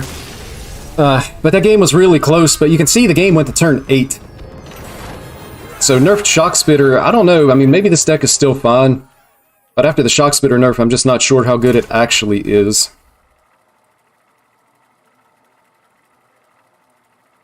Actually, I don't even think I personally have played Shock Spitter Hunter since the nerf went through. I don't know if you guys have experimented with it at all, but it's kind of one of those things that if it was still really good, somebody would have figured it out, and people would have been performing really well with it.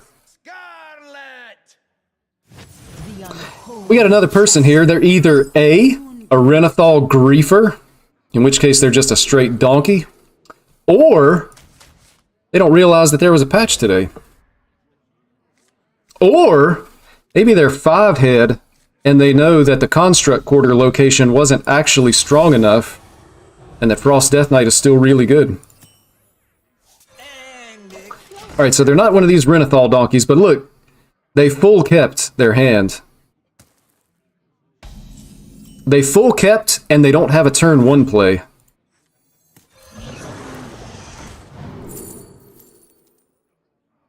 We're taking the Bone Flinger because it's cheap, right? I mean, a 4-mana 6/6 is good. This is, like, worthless. Next turn, we're probably playing this. I think we just take the damage here. Because there's no guarantee that we're going to have 2 minions on the board by the time we're ready to play this. They still have the coin as well.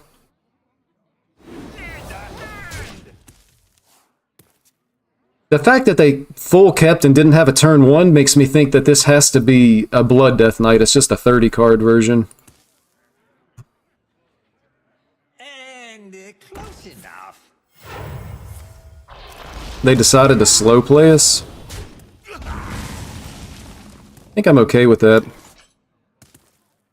So I want to get this off the board. So it's a pretty easy. We're just going to Mind Seer, and then this guy has the damage. So we have the board, and I really like that animation, by the way. I'm not sure I've ever seen the animation on this card. Not good enough to actually put it in a deck. But off of a Discover, it's not terrible. So this is a Frost Strike. Whoop, whoop! It's an Obliterate, so it's a really weird... Now see, here's another thing. They still had 2 kept cards in their hand, and they're throwing them back in their deck. Like, what in the world do you keep if this is your play? We just get down the 5/4, right? Like the big boy, cash in the damage. And then next turn we've got like options plus hero power. We actually don't get the damage? Holy cow, man. Glad that didn't happen last game.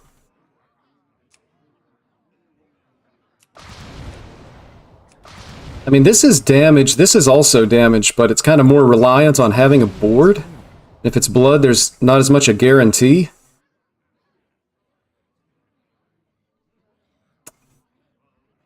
Card draw? What if we just take the card draw? Something dies next turn, almost guaranteed. We have card draw plus, like, one of these guys. And then maybe a 1-drop. I'm gonna take the card draw. That's one of those spots that you're just not in very often, so what's the right thing to do? That's why you have to play decks for so many games to see all the different situations. And like, when I make gods on decks, there's no way that you can show every different situation that you can be in a deck. There's like no substitute for actually personal experience and play in the deck. And that's why I try to keep my gods short. I have like 10-minute gods. You know, sometimes they go to 15 or 20 minutes, but I see other people on YouTube, they got like 40-minute gods or hour-long gods. Vampiric Blood, that's fine. They're trying to set up maybe like a Blood Boil. Okay, apparently they're setting up Concede. But I feel like the most valuable stuff that you can get out of a god are like General Mulligan, and then just things to look for in the deck, like win condition, how does the deck win, common situations. But some of these weird spots, man, like there's no way you could ever cover all that.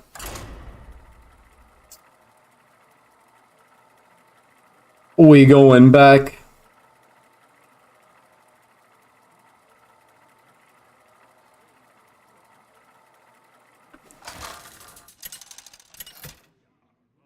Looks like we're on the coin this game. Oh! Oh! We got a new member of the Uchiha clan over here.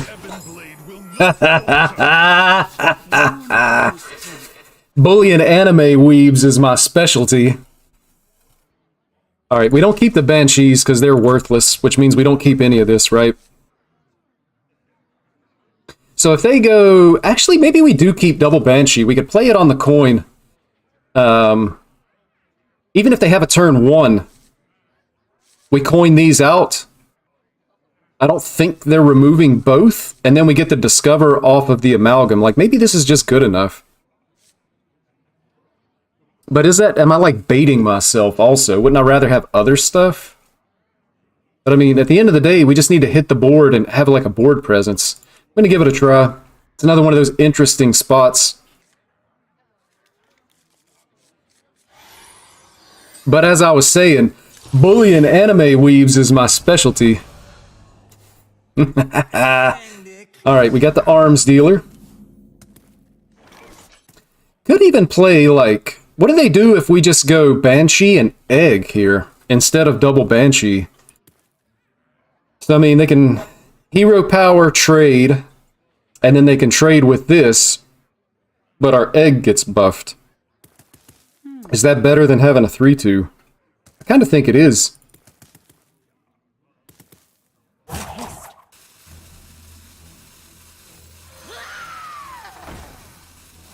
Again, it's just another one of those weird spots, man. Like,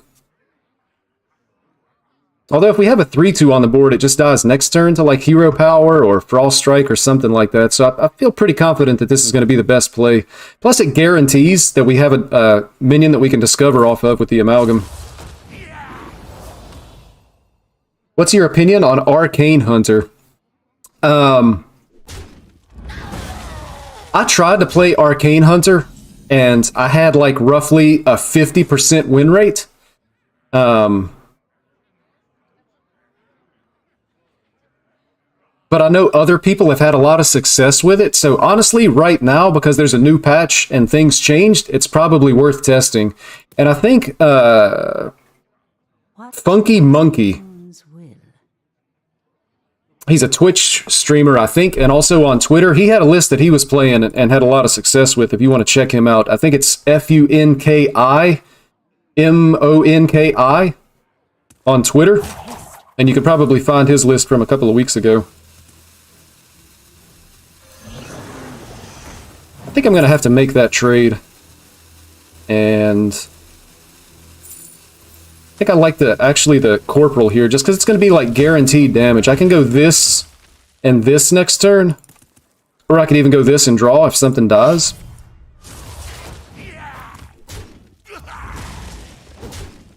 Alright, something does die, but I think I would rather be playing minions right now than drawing cards, to be honest.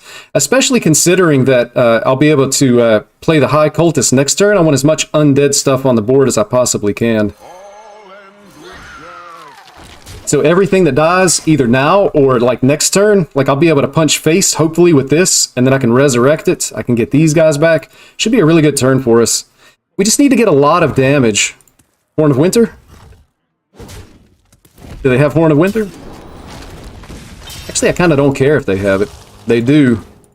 Well, I care more that they had an egg to go along with it. But this is fine. Like, I can make this trade. This guy hits for 7. And then the cultist brings all this stuff back. Like, that's insane, right? And then we get absolutely all of it back. So, again, I don't know how typical of a game this... how typical of a game this actually is. But it feels like we're just winning. We got so much pressure on our opponent. It's still 2 turns before they're going to be able to freeze the board with the Frostworm Fury, so it's feeling pretty good here. Awesome to finally catch you live. Where? I'm glad you were able to be here to catch me live as well. Actually, this is... I don't think I've ever streamed... Oh, that's a really nice top deck as well. Are they just dead? That's 3, 5. They're not quite dead, but maybe they are with this. You always draw first anyway. And with the Void Touched Attendant, they are dead. Like, guaranteed. But yeah, I don't normally stream at this time, or at least I haven't in a really, really long time. So that's kind of one of the positives, be able to see some people, hopefully, that I haven't seen before. So thank you so much for stopping by. I really appreciate it. Hope you're doing well. Thank you to everybody else watching as well. I know there's a lot of different places that you could be, so I'm happy that you're going to spend at least a couple of minutes here checking out Uncorrupt, playing a little bit of Hearthstones. Don't forget, bullying anime weaves is one of my specialties. I destroyed that guy. Uchiha Joel, newest member of the Uchiha clan. Lend me your power. Alright, I'm keeping the Attendant. I don't like Amalgam here. I would rather try to find something else just because this doesn't have a tribe, so you can't discover with it. I mean, there is potentially some value in just laying down the 2/3, but if this is... what is it? Enrage Warrior? I might have to Hero Power turn 2 anyway. I think I'd rather just, like, try to find something else a little bit better than Amalgam. And since I have a 1-drop, I'm going to keep the 3 here. You watch Naruto? Yeah, I've watched Naruto. I'm not, like, super huge on animes, but I've watched most of the original Naruto. I didn't watch Shippuden or the Boruto series. I love One Piece. I'm like totally current on One Piece. I don't do any manga at all. Oh, it's Pirate Warrior. Sick.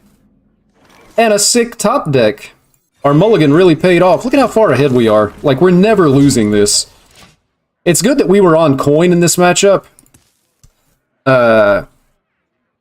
Just because coin is so important when it comes to board-based decks, but we're just so far ahead. I can't imagine we ever lose this. But yeah, big on One Piece. I don't do manga, but I do like the animes, so I'm current. Looking forward to a new episode of One Piece, hopefully on Saturday night. I've done the original Dragon Ball Z, not so much Dragon Ball Super.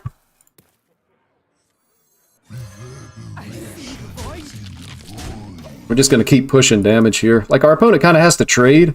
Maybe they make this trade, but then we have a 4-attack minion still on the board. All it takes is a lot of lava. What else? There's probably a lot of stuff I'm forgetting. Sword Art Online. I don't know. But not a lot of stuff. I watch a little bit.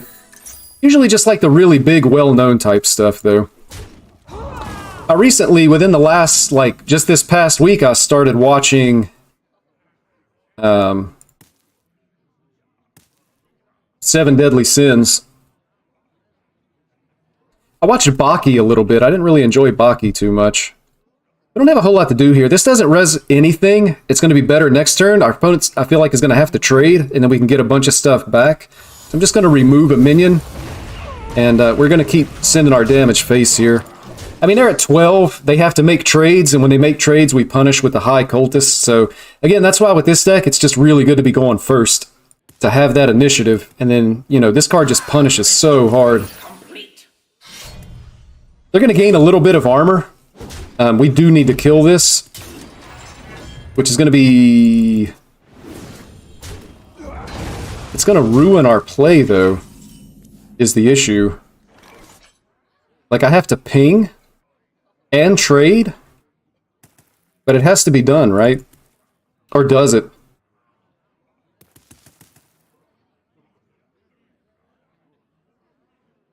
I mean, I swing into this and cultist anyway, right? But the egg isn't buffed, and it's never going to be buffed. And the same with this. They play 2 pirates and they get the cannonballs here.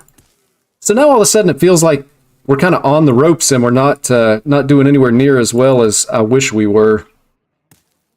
Because they're going to be gaining a lot of armor off of this card. I forgot about that. The fact that they can heal is really annoying.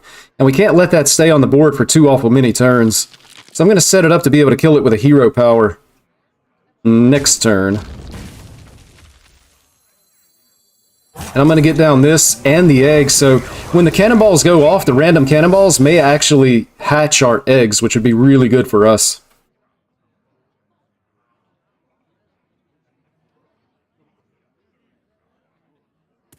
In a box? Pirate stuff.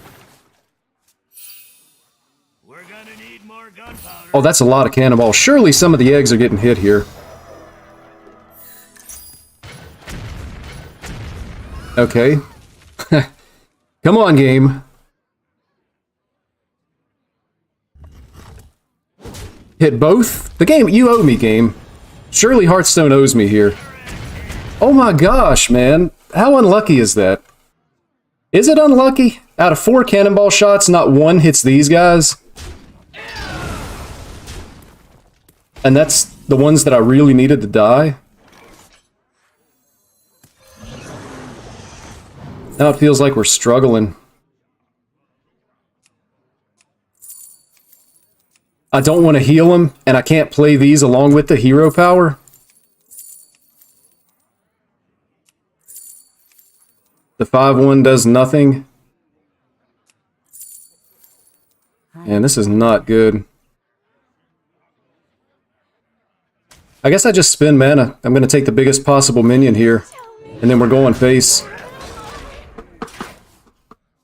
Yeah, the 8 healing is really keeping them in the game here, but we do still have stuff we can draw. If I ever draw like a Shadow Word Undeath and clear the board, we should be fine. We're gonna need more gunpowder. Now we're definitely getting eggs hatched, right?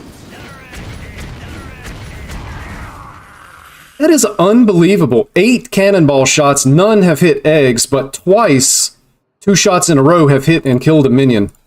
Like, it's actually unbelievable. I feel like I shouldn't be in this situation. So now I'm like almost totally on top deck Undeath or grave digging. Because the cannonball situation isn't going my way. And we hit absolutely none of it.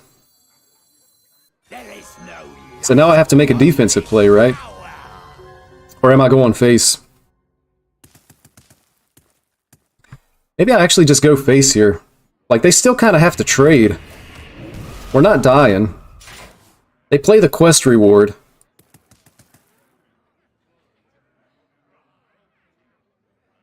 I don't know, maybe we are just losing.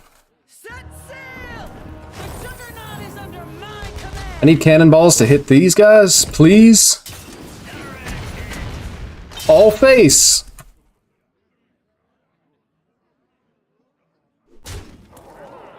You guys are seeing this, right? Like, there's no way that this is, like, average luck. I'm getting totally destroyed by RNG here on the cannonballs. This game was unlosable until Hearthstone decided that we lose. And then look at what the top deck is, man. That was insanely bad. That never should have been a loss, man. I can't believe those cannonballs. That was 10 cannonballs, and not one single time did it hit the eggs that I had on the board.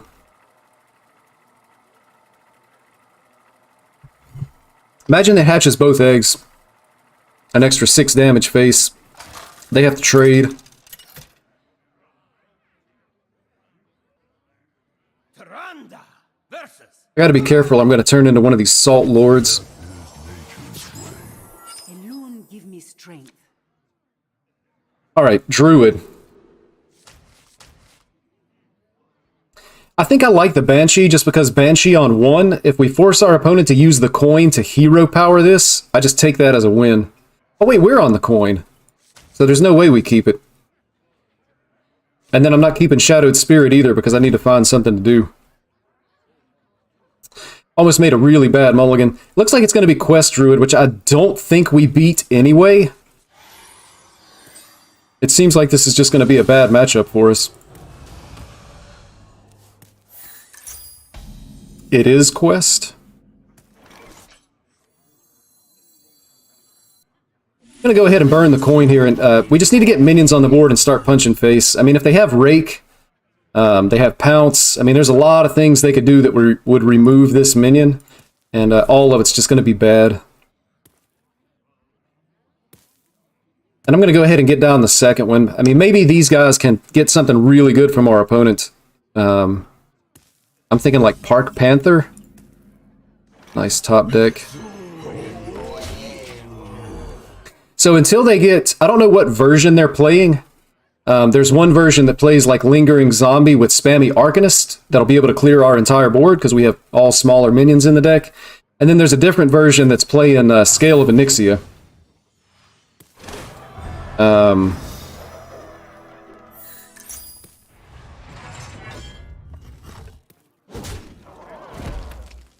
So either way, potentially they can just remove our entire board. And we hit something absolutely worthless in the form of the Pathmaker. So I want to get down the Haunting Nightmare here. If this dies, hopefully it lands on a card. Well, hopefully it just lands on the High Cultist. If both of these die, we'll be able to bring him back and an additional 4/3. That'd be like sick. Of course, if they don't remove anything, then likely we're just going to... Yeah, they're removing both. They're also advancing their quest, which isn't normally how this deck plays out. I've played this deck quite a bit, and I almost never complete the quest, but I guess you gotta play the hand that you have. That works out pretty well with the second Amalgam mana-wise, so we're just gonna go as wide as we can here. And I think we want... Does Thalnos ever come into play? Maybe. Most of their stuff isn't useful for us. Although next turn we could have potentially like Arms Dealer and Basilisk if stuff on our board dies. Plus it's just cheap. So I think I like that. And then we're going to go ahead and get down our other Amalgam as well. And these are all bad.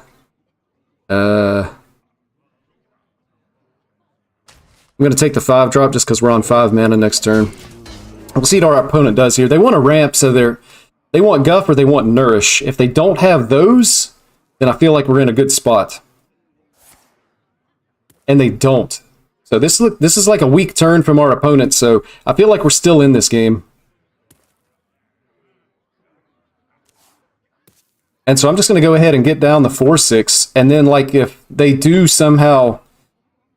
clear our board, almost all of this is undead.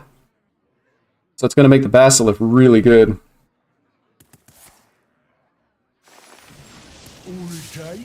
Okay, they hit a Seedsman here. So potentially next turn, they can trade with this and then Scale of Onyxia. But again, if they clear our board, we're getting our entire board back with the Basilisk. So I'm just going to go ahead and get down the 4/6 here. And then everything else goes face. I think it's a pretty straightforward turn here. So I'm not going to spend a whole lot of time looking at it. I may have rushed it though.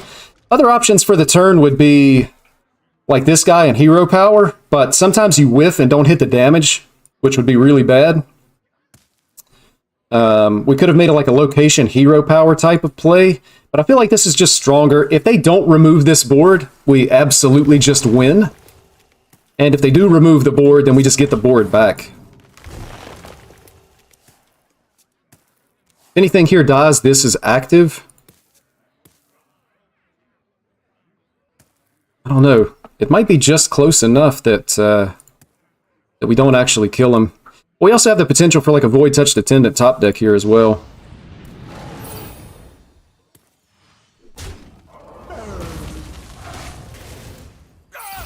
Okay.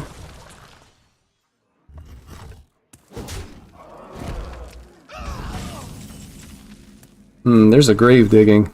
So we have 7. That would be 11. Actually, this is just lethal. If we hit lethal damage, I think it's something like 80% if I did the math right. So I think we always take the 80% chance. Is there anything better? 7, 9, 11. No, I think it's just this for the win. And we got it. Almost positive that there is an 80% chance that you have an undead in the bottom 3. So we got there. A little bit surprised, to be honest. That's definitely a good deck, and it's a very defensive deck as far as that druid goes. So I think that's actually going to do it. A little bit of a shorter stream this time, just because for me it's late at night, and I'm going to have to get up and work in the morning. Thank you so much for watching. This list, I'm going to go ahead and throw the deck code in the chat just in case you guys want it. I played 26 games today. 69% win rate. It is a small sample size, just keep that in mind, but might be something a little bit different than what you've been playing. I would say at this point, don't craft it if you don't have the cards, but if you do have the cards, could be something interesting to be able to play. So there's the deck code in the chat. Again, thank you so much for watching. I definitely appreciate the support. Thanks for hanging out. Thank you to everybody that interacted with me in the chat. That's always really awesome. I love you guys. Thank you so much, and I'll catch you next time.